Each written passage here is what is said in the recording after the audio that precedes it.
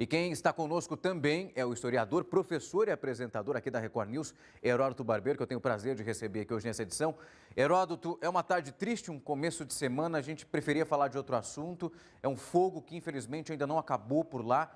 Eu queria até saber, você que acompanha isso aí como historiador e professor, é a primeira vez que esse tipo de incêndio acontece lá na Catedral? Não, não é a primeira vez. Rafa, para você ter uma ideia, em 1870, 71, teve uma revolução na cidade de Paris que ficou conhecido com o nome de a Comuna de Paris. Foi um movimento liderado por áreas da esquerda que separaram a cidade de Paris do resto da França e proclamaram uma república comunista na cidade de Paris. Veja, 1870, o Marx ainda era vivo. E numa das refregas, haja vista que o exército francês marchou contra o povo e matou milhares de pessoas, tentaram colocar fogo na Catedral de Notre-Dame. Então, não é a primeira vez que a Catedral, então, se incendeia, como a gente está vendo aí. Uma segunda coisa também importante é o seguinte, se você me perguntasse qual dos monumentos mais representa a França, eu, sem sombra diria para você que é a Catedral de Notre-Dame. Então, não, pô. Quando a gente fala de Paris, geralmente a gente lembra da Torre Eiffel, é verdade. Só que a Torre Eiffel, Rafa, ela foi inaugurada em 1898. Portanto, ela não é tão velhinha assim, ela não tem ainda, ela tem 100 e poucos anos de idade, no máximo. Essa catedral que você está mostrando aí, a Catedral de Notre-Dame, ela é do século XII, portanto, ela tem quase 1000 anos de existência. Veja bem, muita coisa. 1000 anos. Então, ela representa realmente o maior monumento da história da França. Porque aí, não só é uma construção medieval, antiga, chamada gótica, de arquitetura gótica, mas ela também ela sediou coisas inacreditáveis. Não esqueça que a coroação do Napoleão Bonaparte, em 1802, como imperador da França, foi aí. Foi aí na Catedral de Notre-Dame, ao lado, obviamente, da Josefina, que era a imperatriz naquele momento, e o Papa, eu não me lembro o nome dele agora, o título dele, mas ele viajou de Roma para Paris para coroar o Napoleão imperador da França, aí na Catedral de Notre-Dame. E o que aconteceu? Quando o Papa foi colocar a coroa na cabeça dele, ele tomou a coroa da mão do Papa e disse, não, eu coroo a mim mesmo porque eu sou imperador da França. Então, o máximo que o Papa fez nesse ambiente maravilhoso que você está mostrando aí, foi abençoar, né, o Napoleão Bonaparte como imperador da França. Esses vitrais que você também está mostrando aí são maravilhosos.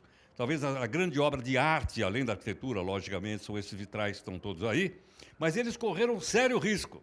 E vou contar outra coisa que fizeram com essa igreja.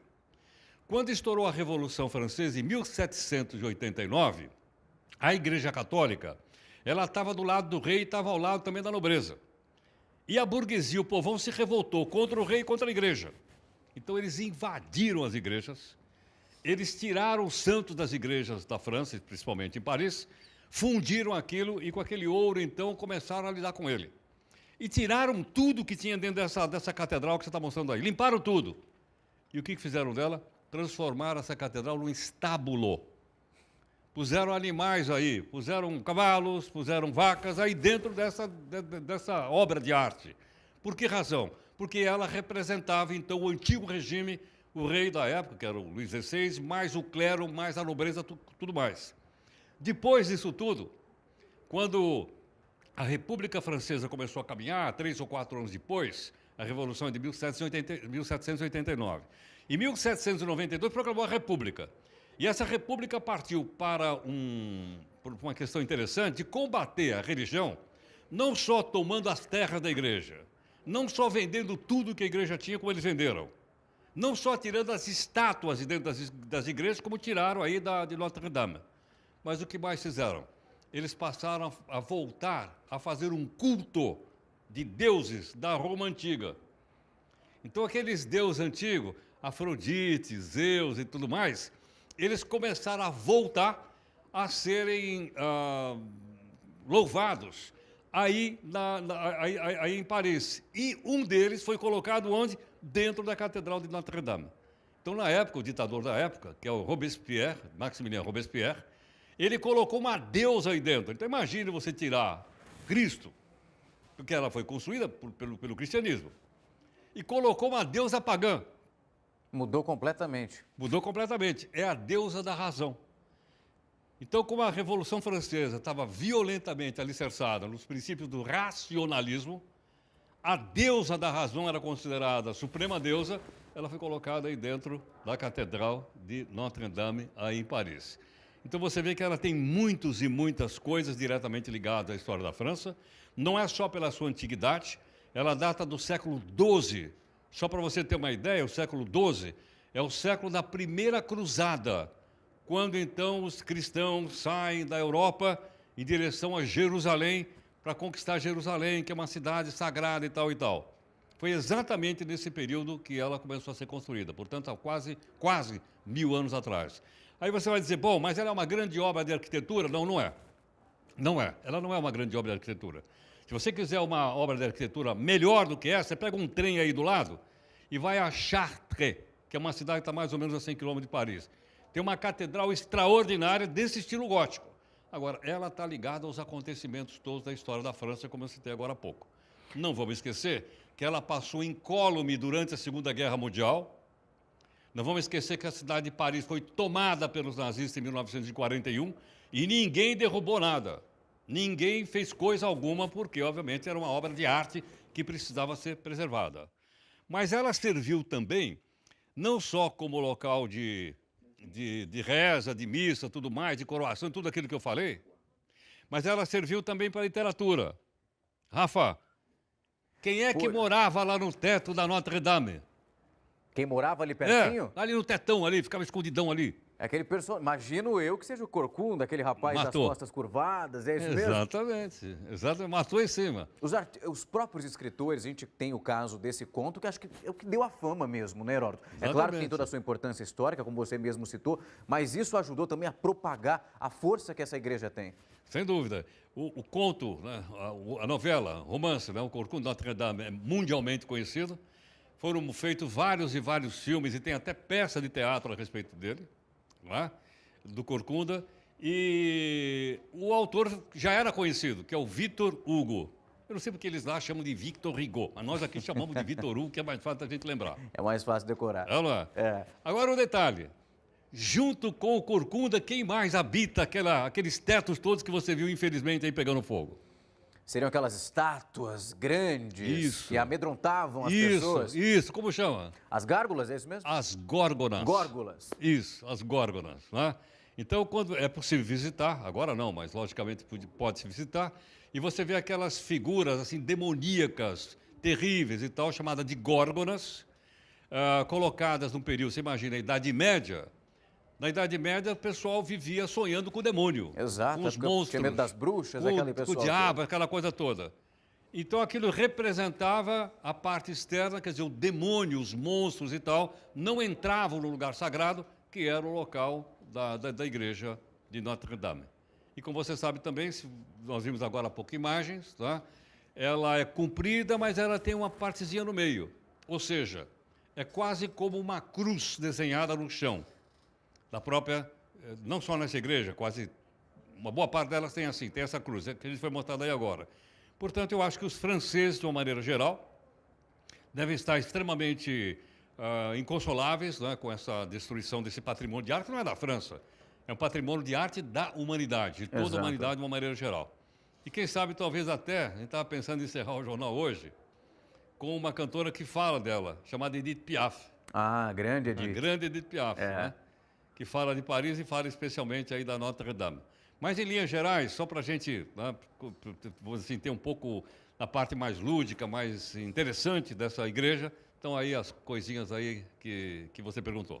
A gente conversava um pouco mais cedo sobre como esse fogo teria começado, essas torres ali são enormes, e a gente vê para o lado de fora somente toda aquela pedra, toda aquela parte de cimento. E aí recebemos depois a confirmação que aquela parte é completamente, pelo menos a parte interna, é forrada por madeira. Isso sem dúvida, né, Heródoto? A gente está falando de uma construção antiga que, claro, isso acontece com mais facilidade, mesmo falando de uma igreja que passou por tantos processos de restauração, né?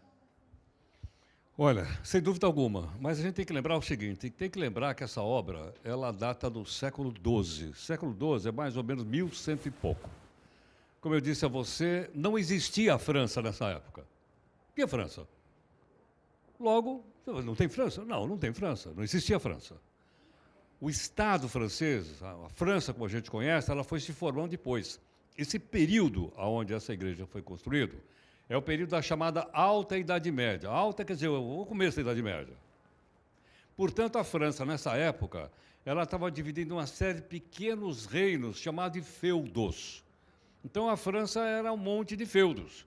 Quer dizer, mas não tinha um rei aí nessa época? Tinha. Um dos senhores feudais assumiu o título de rei, mas não existia a França como a gente conhece hoje. Nem Paris era a capital da França. Paris era uma pequenininha cidade lá. Uma cidadezinha michuluquinha, na beirada do rio. Tanto que essa igreja que você está mostrando, ela está numa pequena ilha, o rio Sena passa dos dois lados dela, e ela é chamada de Ile de la Cité, ou Ilha da Cidadela. Mas Cité, cidadela? É. Nós traduzimos em português Cité como cidade.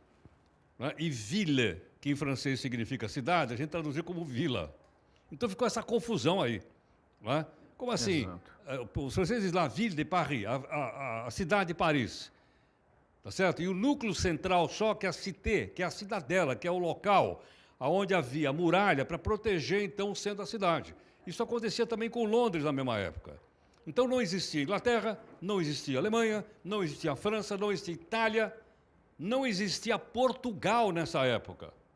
Aliás, nessa época que essa igreja foi construída, não existia nem a língua portuguesa, por incrível que pareça. Então, você tem uma ideia do período que isso foi construído. Foi o período da Alta Idade Média ainda. Não é? As rotas de comércio aí eram escassas, muito pequenas, realmente muito pequenas.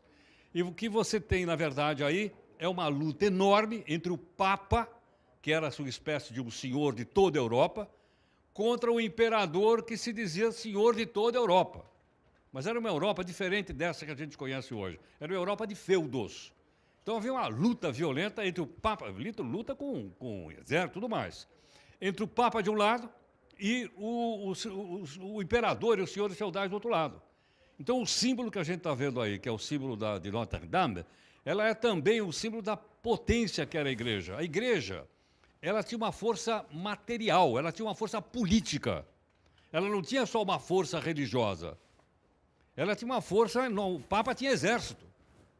Então, quem é que bolou essa história de fazer um exército nesse período que essa igreja estava sendo construída para ir em direção ao Oriente Médio e invadir a cidade de Jerusalém? Foi a igreja, foi o papado. Então, eles incentivaram os senhores feudais da França, da Inglaterra, da Bélgica, da Holanda, da Itália, se juntaram e saíram, então, nesse período, nesse século XI e XII, em direção aí ao Oriente Médio, na chamada Primeira Cruzada. Então, por aí a gente tem uma ideia que a gente precisa ter um panorama histórico da época que isso aí aconteceu. Claro, hoje é uma maravilha. Você vai na cidade, ela é maravilhosa, você vê coisas maravilhosas, ela está num lugar maravilhoso. Ninguém vai a Paris sem passar em Notre Dame, não importa a religião que a pessoa tenha, não é? Dada a sua história e dada também a arte dos seus vitrais, que são maravilhosos, que estão lá também. Mas na época que isso foi construído, não tinha a importância que ela foi ganhando ao longo do tempo. Afinal de contas, Rafa, veja bem, são poucas as coisas que resistiram por quase um milênio. É muito tempo. É, não é? Quase um milênio. Talvez tempo. Se você me disser, bom, as pirâmides do Egito, tudo bem, os templos aí, tudo bem. Mas olha para a Europa e vê se você vê um monumento tão antigo quanto esse. Não me lembro agora, nesse momento.